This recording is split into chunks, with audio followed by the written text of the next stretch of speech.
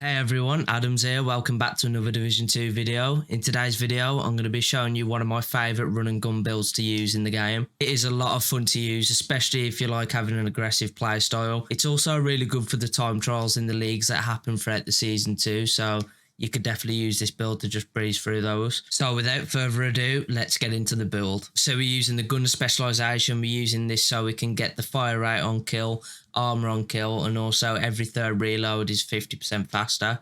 We also do get the Banshee skill, which we're going to be using in the build today. So onto the build. First of all, we have the star of the show, the Lady Death. This is honestly one of my favourite guns, and I actually do think it's one of the best guns in the game in my opinion. And the reason why it's so good is because of the talent breathe free. When moving, gain 4 stacks per second or 8 stacks if sprinting, up to 32 stacks total. Each round fire consumes a stack, amplifying damage by 75%. And also when you get a kill, you do get 20% movement speed for 10 seconds. So the main thing with this gun, you definitely want to keep moving around and sprinting just to keep those stacks up so we can keep that amplified damage. So for the secondary, it's just a placeholder really. I'm just using the rock and roll shotgun. And then for the pistol, I'm just using the TDI card custom.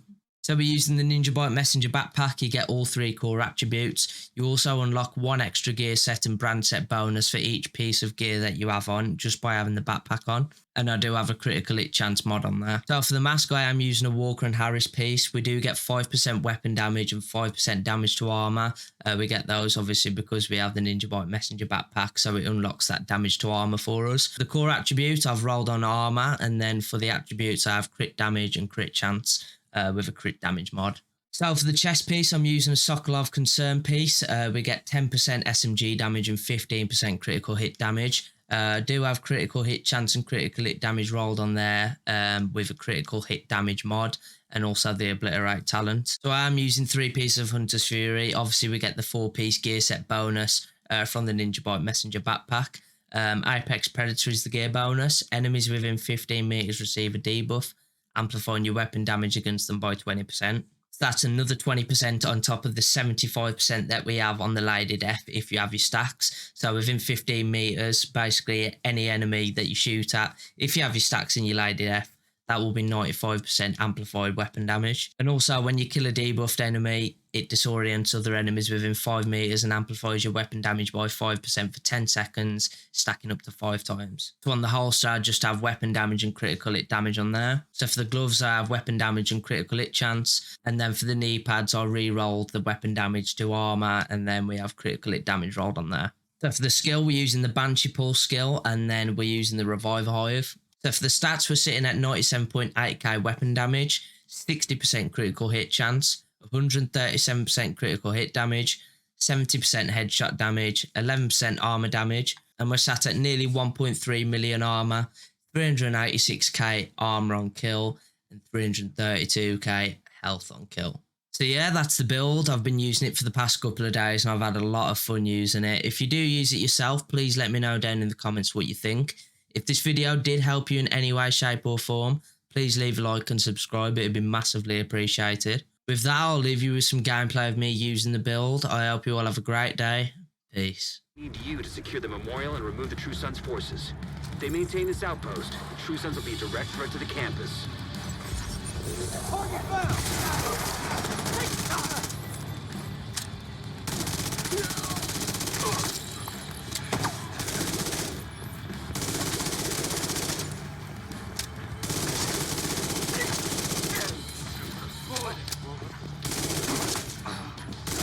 Got a visual on additional hostiles in the memorial compound. They're moving south. There's a gate between you. It looks closed from here. Agent, you'll need to find a way to open that gate.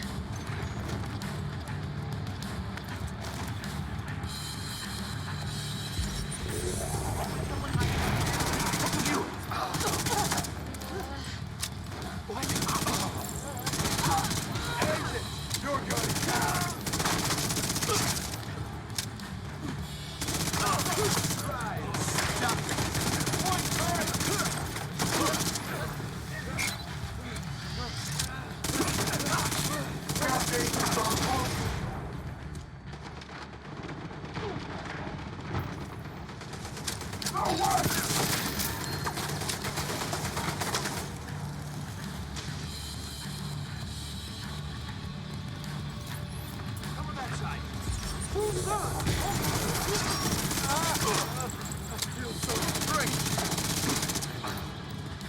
Locking the enemy down. I need to nail this guy. Oh! Gonna wipe the division out. All right, I'm tilting. Hit her again.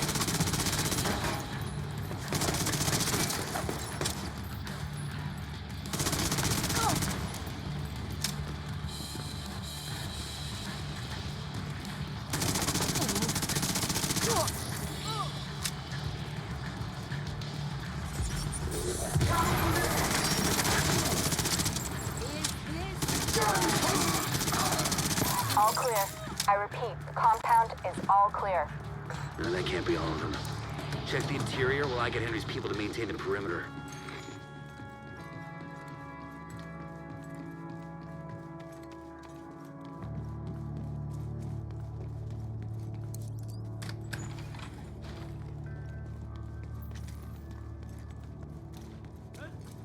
Who's there?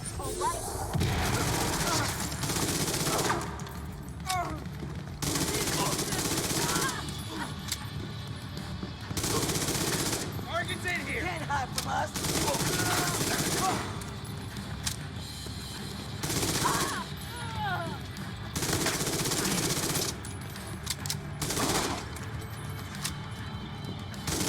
Damn it.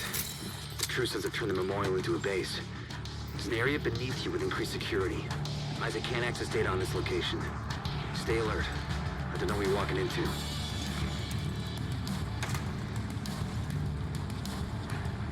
Careful with those rounds. You want to kill everybody in here. Hear that? Don't get noise. I'm not dying to help the yellow pound. DC-62 detected. Heads up. Isaac just ID'd those shells as chemical weapons. Can't afford to let the True Sons escape with those. You gotta find a way to close up that tunnel. Hear that sound? There you are. Fire!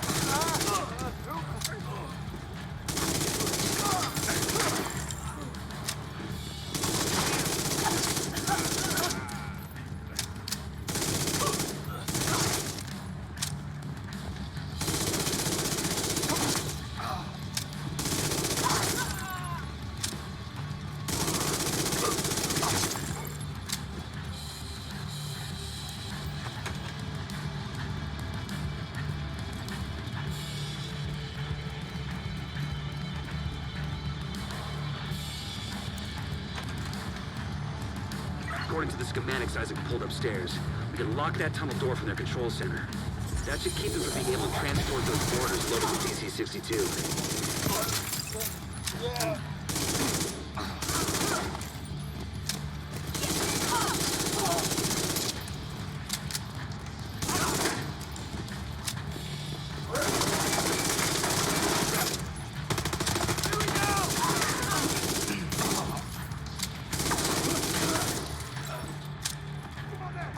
This is it.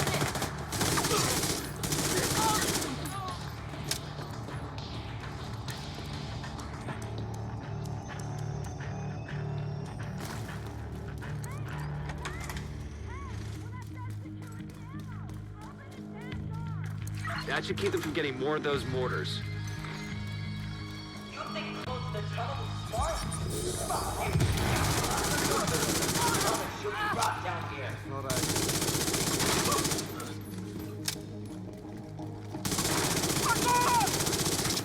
I got you. You want some?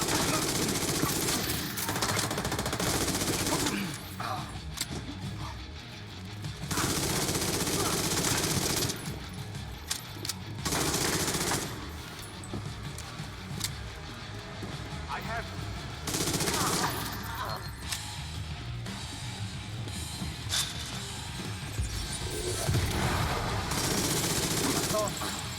No.